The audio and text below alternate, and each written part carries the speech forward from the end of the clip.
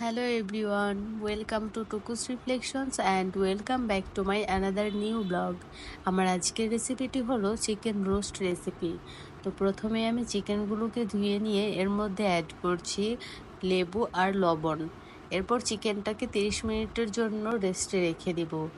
আর প্যানে তেল দিয়ে তেলটা গরম হওয়া পর্যন্ত অপেক্ষা করব। এরপর এক এক করে চিকেনগুলো ভেজে নিব। রোস্ট রান্নায় সবথেকে কঠিন লাগে এই চিকেনগুলোকে ভাজি করা, কারণ একদম গরম তেলে চিকেনগুলো দিলে তেলটা ফুটতে শুরু করে। তাই খুব সাবধানতার সাথে চিকেনগুলো ভেজে নিতে হবে। আপনারাও খুব সাবধানতার সাথে চিকেনগুলো ভেজে নেবেন। এরপর বাকি চিকেনগুলোও আমি ভেজে নিচ্ছি, যেহেতু বাসায় অনেক লোকজন ছিল তাই একটু বেশি পরিমাণেই বানাবো। আর চিকেনগুলো ভাজি করা হয়ে গেলে আমি একটা বোলের মধ্যে রেখে দিচ্ছি।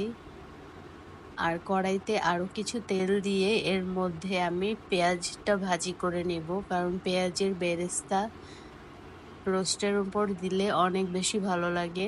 আর বাকি পেঁয়াজগুলো ভেজে এর মধ্যে আমি অ্যাড করে দেব সব বাটা মশলাগুলো। আর তারপর অ্যাড করছি ফেটানো টক দই। অবশ্যই রোস্টে টক দই দেওয়ার চেষ্টা করবেন, এটা রোস্টের টেস্ট আরও অনেক বেশি বাড়িয়ে দেয়। আর এরপর অ্যাড করছি রোস্টের মশলা দিয়ে ভালো করে মিশিয়ে নেব মশলার সাথে। এরপর চিকেনগুলো দিয়ে দেব, ভাজি চিকেনগুলো। আর এরপর দিয়ে দেব পরিমাণ মতো দুধ। এরপর 20 থেকে 25 মিনিটের মতো রান্না করে নেব। তারপরে তৈরি হয়ে যাবে চিকেন রোস্ট।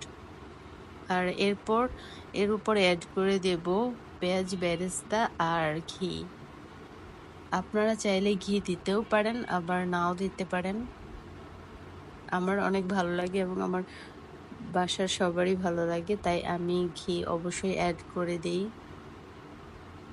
আর রোস্ট সবারই পছন্দ, বিশেষ করে বাচ্চাদের। তো এই তো আমার তৈরি হয়ে গেছে চিকেন রোস্ট। এখন এটা আমরা পোলাওয়ের সাথে সার্ভ করব। রোস্ট পোলাওয়ের সাথে বেশি ভালো লাগে খেতে। আর এর সাথে ছিল সালাদ আর লেবুও ছিল, আর ছিল গরুর মাংস, ফিশ ফ্রাই।